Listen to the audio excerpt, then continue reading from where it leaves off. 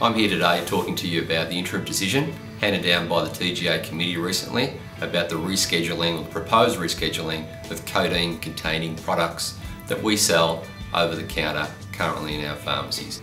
We don't support that interim decision. The Guild believes that's a very blunt instrument to use, and the reasons why we don't support that decision is because we know the majority of patients that use those medicines use them effectively, safely, and for the right indications.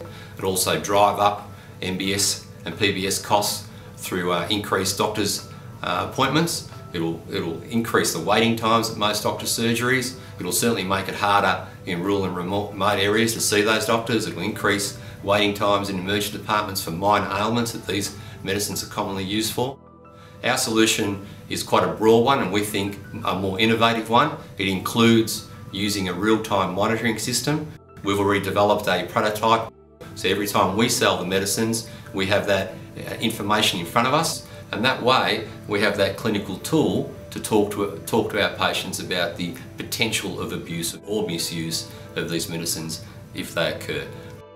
In addition to the real-time monitoring, other complementary measures can include warning labels on all these medicines that we know may cause addiction. Warning labels that clearly articulate that if you use these medicines for more than 3 days, for whatever your minor ailment is, you should be seeking further advice. Also, reducing the size of these packets of medicines. They're reducing the amount of tablets or capsules containing in these packets, so we can also make sure this addiction becomes a smaller and smaller issue. And following on from that, the consumer campaign to really drive home the message that some of these medicines, including the low-dose codeine containing medicines, can cause addiction.